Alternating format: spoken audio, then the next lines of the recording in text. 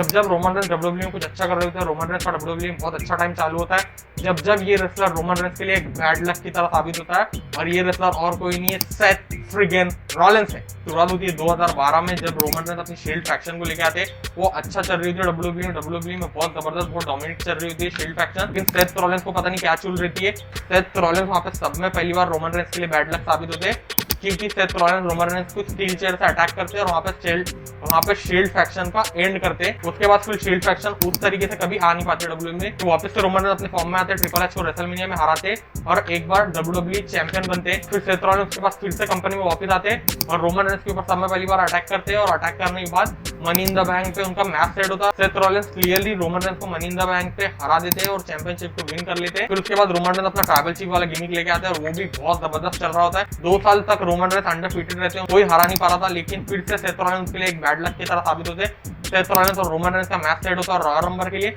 और रॉयल रंबर में डिस्क्वालिफिकेशन से सेथ रॉलिंस फिर से एक बार रोमन रेंस के वहां पे स्ट्रीक को ब्रेक करते, फिर से सेथ रॉलिंस रोमन रेंस के लिए एक बैड लक साबित होते हैं। फिर उसके बाद रोमन रेंस का 4 साल तक का अच्छा चैंपियनशिप का रेंज चल रहा होता है। वहां पे सेथ रॉलिंस फिर से अपनी इंटरफेरेंस करते और स्टील चेयर अपनी बैक में खाते सेथ रॉलिंस, और रोमन रेंस के रेन को वहां पे फिर से ब्रेक करा देते हैं। उससे रोमन रेंस डिस्ट्रैक्ट हो जाते हैं और कोडी रोड्स वहां पे